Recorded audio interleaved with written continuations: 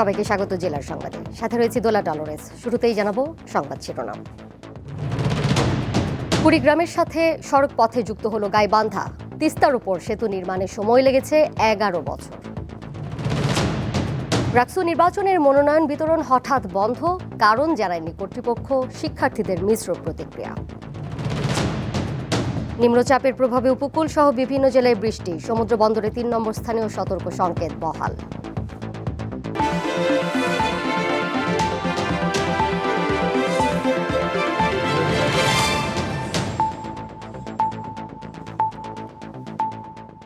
যানবাহন চলাচলের জন্য খুলে দেওয়া হয়েছে তিস্তা নদীর ওপর নির্মিত নতুন সেতু।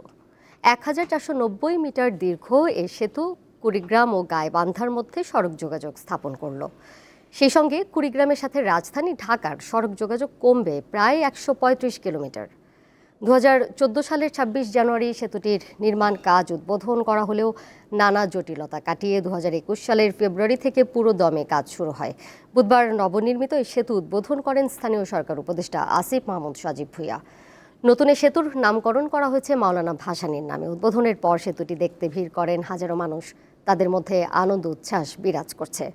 স্থানীয়দের আশায় এই সেতু উত্তরাঞ্চলের জীবনযাত্রা ও অর্থনীতিতে তৈরি করবে নতুন সম্ভাবনা। পানিতে আমরা নদীর ওপারের মানুষ এই পারে আসতে পারে না, ওপারের মানুষ ওপারে যাইতে পারে না। উল্টে হয়েছে, আপনি ভালো হয়েছে। এই ব্রিজ হওয়া তখন খুব সুন্দর, তখন খুশি বলে খুব যাতায়াত মাসে নৌকে দিয়ে যায়, হয়তো ভয় করক একটু, কখন নৌকে ডোবে, কখন নৌকে ভাসে। ব্রিজ হইলে রাস্তাঘাট গাড়ি ঘোড়া দিয়ে যাওয়াইছে অনেক সুবিধা হয়। আমরা খুবই আনন্দিত। খুব সুন্দর করছে, এখানকার লোকের যাতায়াতের জন্য খুব সুবিধা হয়েছে। 5 মিনিটে মনে করেন ব্রিজ আপনার যাইতে পারবে। আগে নৌকা ভাড়া 20 টাকা লাগতো, এখন ব্রিজ পার হইতে 5 টাকাতে ওরা যাইতে পারতেছে। রাজশাহী বিশ্ববিদ্যালয় কেন্দ্রীয় ছাত্র সংসদ রাকসু নির্বাচনের মনোনয়নপত্র বিতরণের কার্যক্রম বন্ধ ঘোষণা করা হয়েছে। গতরাতে রাকসুর প্রধান নির্বাচন কমিশনার ডক্টর আমজাদ হোসেনের সই করা এক বিজ্ঞপ্তিতে তথ্য জানানো হয়। এতে বলা হয়, অনিবার্য কারণে রাকসু হল সংসদ ও সিনেটে ছাত্র প্রতিনিধি নির্বাচনের মনোনয়নপত্র বিতরণ কার্যক্রম বন্ধ থাকবে। পরবর্তী নির্দেশনা নোটিশের মাধ্যমে জানানো হবে। এ নিয়ে শিক্ষার্থীদের মধ্যে মিশ্র প্রতিক্রিয়া দেখা দিয়েছে। ঘোষিত তফসিল অনুযায়ী 15 সেপ্টেম্বর রাকসুর ভোট গ্রহণ হওয়ার কথা রয়েছে। দীর্ঘ 35 বছর পর রাকসু নির্বাচন নিয়ে শিক্ষার্থীদের মধ্যে ব্যাপক আগ্রহ ও আলোচনার জন্ম দেয়, কিন্তু হঠাৎ মনোনয়নপত্র বিতরণ কার্যক্রম স্থগিত হওয়ায় হতাশ শিক্ষার্থীরা।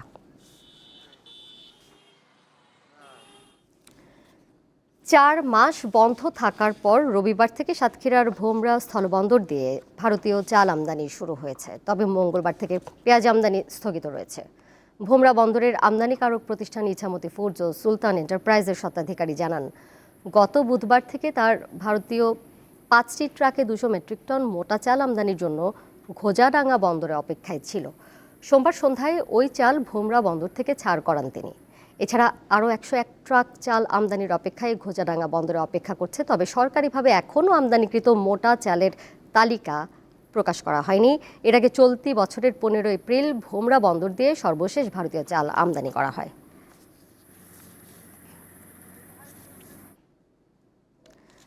নিম্নচাপের প্রভাবে পটুয়াখালী ও বরগুনা সহ উপকূলীয় জেলাগুলোতে গতরাত থেকে বৃষ্টি হচ্ছে। থেমে থেমে বৃষ্টি হচ্ছে দেশের অন্যান্য স্থানেও। মঙ্গলবার সকাল 9টা থেকে বুধবার সকাল 9টা পর্যন্ত পটুয়াখালীর কলাপাড়ায় 65.2 মিলিমিটার বৃষ্টিপাত রেকর্ড করেছে আবহাওয়া অফিস। টানা বৃষ্টিতে বেশি দুর্ভোগে রয়েছে নিম্ন আয়ের খেটে খাওয়া শ্রমজীবীরা। এছাড়া দুশ্চিন্তায় পড়েছেন আমন চাষি সহ মৌসুমি সবজি চাষিরা। নিম্নচাপের প্রভাবে উপকূল এলাকায় ঝোড়ো হাওয়া বয়ে যাওয়ার আশঙ্কা করছে আবহাওয়া অফিস। তাই পটুয়াখালীর পায়রা সহ দেশের সব সমুদ্র বন্দরকে 3 নম্বর স্থানীয় সতর্ক সংকেত দেখিয়ে যেতে বলা হয়েছে। মাছ ধরার ট্রলারগুলোকে নদী তীরবর্তী এলাকায় অবস্থান নেওয়ার নির্দেশ দেওয়া হয়েছে।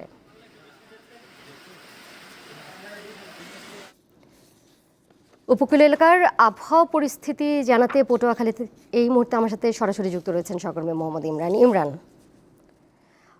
সমুদ্র বন্দরে তো 3 নম্বর স্থানীয় সতর্কতা সংকেত এখনও জারি রয়েছে। বৃষ্টি কি হচ্ছে কিনা জানাবেন। নিশ্চয়ই জনজীবনের ব্যাপক প্রভাব পড়েছে, বিস্তারিত জানাবেন। দোলা, আসলে সমুদ্র বন্দর সমূহকে কিন্তু 3 নম্বর সতর্কতা সংকেত নামিয়ে ফেলতে বলা হয়েছে, কারণ বঙ্গোপসাগরে যে নিম্নচাপটি সৃষ্টি হয়েছিল সেটি কিন্তু সুস্পষ্ট লঘুচাপে পরিণত হয়েছে। আর বাংলাদেশের উপর কিন্তু মৌসুমী বায়ু সক্রিয় রয়েছে। এবং বঙ্গোপসাগরে কিন্তু তা প্রবল অবস্থায় রয়েছে। এই মৌসুমী বায়ুর প্রভাবে পটুয়াখালীতে কিন্তু থেমে থেমে গুড়ি থেকে মাঝারি বৃষ্টিপাত অব্যাহত রয়েছে। গতকাল রাত থেকে কিন্তু আসলে এই বৃষ্টিপাত শুরু হয়। গতকাল সকাল 9টা থেকে আজ সকাল 9টা পর্যন্ত জেলার কলাপাড়া উপজেলায় আসলে 65.2 মিলিমিটার কিন্তু বৃষ্টিপাত রেকর্ড করেছে আবহাওয়া অফিস। টানা বৃষ্টিতে কিন্তু সব ধরনের মানুষ কিন্তু ভোগান্তিতে পড়েছেন। সবচেয়ে বেশি দুর্ভোগে রয়েছেন যে নিম্ন আয়ের খেটে খাওয়া মানুষ রয়েছে, তারা কিন্তু সবচেয়ে বেশি দুর্ভোগে রয়েছেন।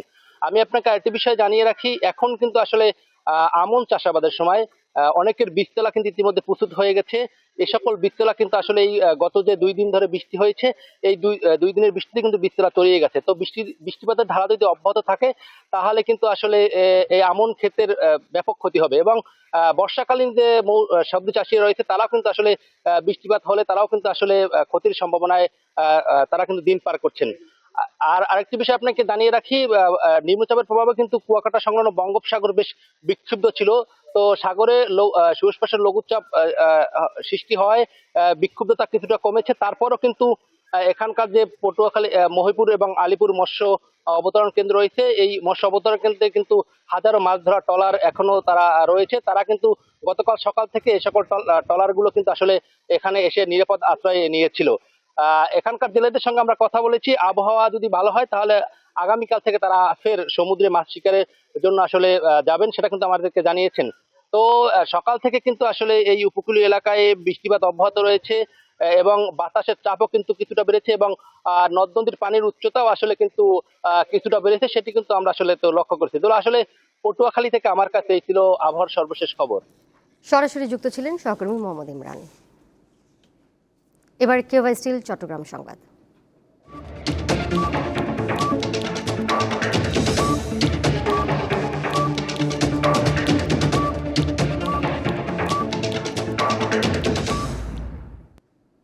রোহিঙ্গা ক্যাম্প থেকে স্থানীয় শিক্ষকদের চাকরিচ্যুতির প্রতিবাদে ডাকা বিক্ষোভ থেকে পুলিশি হেফাজতে নেওয়া হয়েছে কক্সবাজারের কয়েকজন সাবেক সমন্বয়ককে।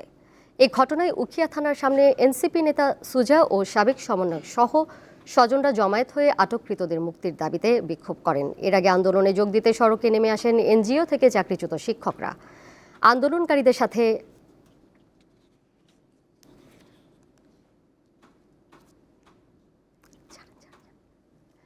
এক পর্যায়ে আন্দোলনকারীদের সাথে পুলিশের ধাওয়া পাল্টা ধাওয়ার ঘটনা ঘটে। এই সময় আটক করা হয় জুলাই আন্দোলনের একাধিক সাবেক সমন্বয়ক সহ কয়েকজন চাকরিচ্যুত শিক্ষককে।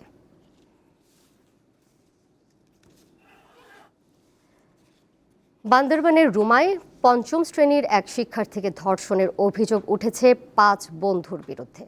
স্থানীয়রা জানান 2 সপ্তাহ আগে ওই শিক্ষার্থীকে ধর্ষণ করে পাইন্দু হেডম্যান পাড়ার বাসিন্দা সোহাইনু মার্মা। পরে তার বন্ধুরাও ওই ছাত্রীর উপর নির্যাতন চালায়। ভুক্তভোগী বিষয়টি তার পরিবারকে জানালে মঙ্গলবার সামাজিকভাবে সালিশ বিচার বসে। এই সময় অভিযুক্ত 5 বন্ধুকে 50,000 টাকা জরিমানা করে ছেড়ে দেওয়ার অভিযোগ উঠেছে পাইন্দু মৌজার হেডম্যান মংচৌ মার্মা ও পাড়া প্রধান থোয়াইসা মার্মার বিরুদ্ধে। এই ঘটনায় স্থানীয় বাসিন্দা ও সামাজিক যোগাযোগ মাধ্যমে চরম ক্ষোভ ও প্রতিবাদের ঝড় উঠেছে। রুমা থানার ভারপ্রাপ্ত কর্মকর্তা জানান, ঘটনা তদন্তে মাঠে নেমেছে পুলিশ।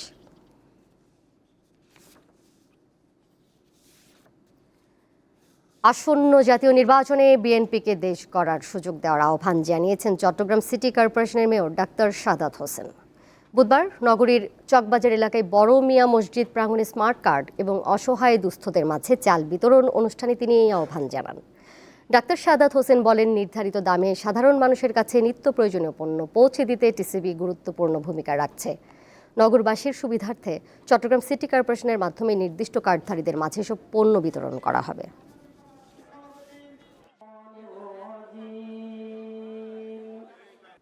ঢাকার ধামরায়ে সাবেক স্বামীর বিরুদ্ধে স্ত্রীকে কুপিয়ে হত্যার অভিযোগ উঠেছে।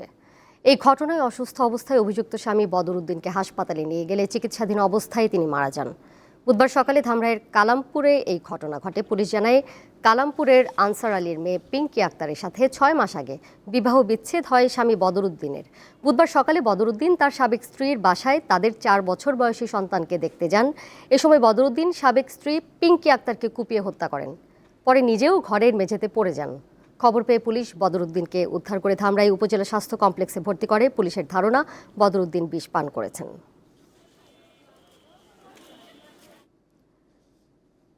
কুমিল্লার তিতাসে শিশু সাইমন হত্যা মামলায় একজনকে মৃত্যুদণ্ড এবং একজনের যাবজ্জীবন কারাদণ্ড দিয়েছে আদালত।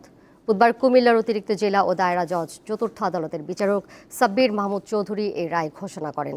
দণ্ডপ্রাপ্ত আসামিরা হলেন কুমিল্লার তিতাস উপজেলার বিল্লাল পাঠান এবং শেফালি আক্তার। 2023 সালের 18 আগস্ট শিশু সাইমন আসামি শেফালি আক্তারের ছেলে রাফির সাথে খেলা করতে বাড়ির বাইরে গিয়ে আর ফিরে আসেনি। পরদিন সাইমনের মরদেহ পাওয়া যায়। এই ঘটনায় হত্যা মামলা দায়ের করলে আসামি শেফালি আক্তার ও বিল্লাল পাঠানকে গ্রেপ্তার করে পুলিশ। পরে আদালতে স্বীকারোক্তিমূলক জবানবন্দি দেয় তারা।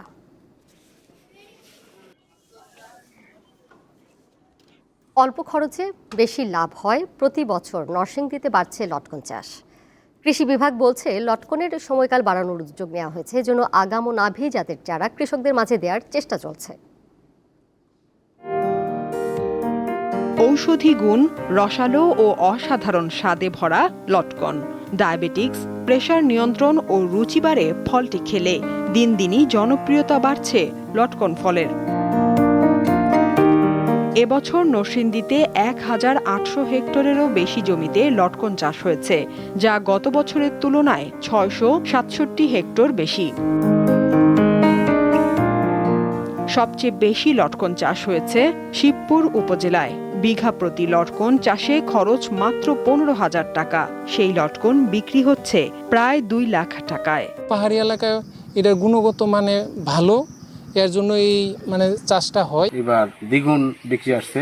গেছে বছর হয়েছিল প্রায় 2 লক্ষ টাকা, এই জায়গায় প্রায় 6 লক্ষ টাকা। একটা গাছে যদি এই 20,000 টাকা বিক্রি হয়, এই গাছের লটকন নেয়, এই গাছের লটকনে যদি এই 500 টাকার ওষুধ ছিটায় তাহলে এনা। পুষ্টিগুণে ভরা লটকন চাষ করে নরসিংদীর শিবপুর, বেলাবো ও রায়পুরা উপজেলার অনেক কৃষক স্বাবলম্বী হয়েছেন।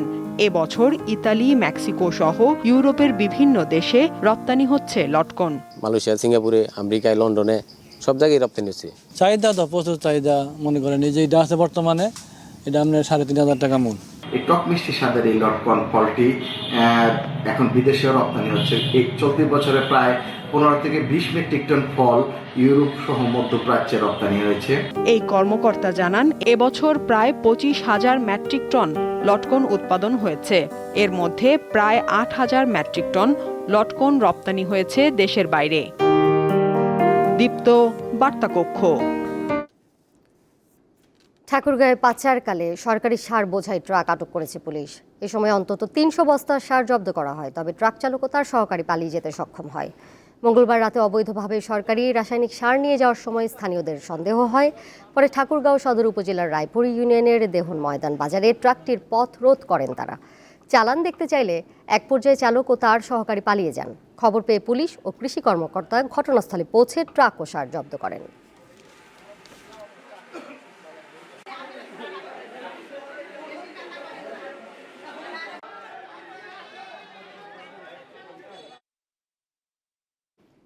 শেষ করব জেলার সংবাদ, যাবার আগে শিরোনামগুলো জানিয়ে দেব আরও একবার। কুড়িগ্রামের সাথে সড়ক পথে যুক্ত হলো গাইবান্ধা। তিস্তার উপর সেতু নির্মাণে সময় লেগেছে 11 বছর।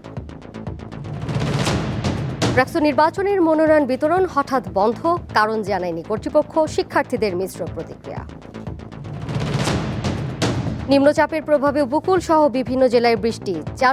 সমুদ্র বন্দরে 3 নম্বর স্থানীয় সতর্ক সংকেত প্রত্যাহার। এই ছিল জেলার সংবাদে।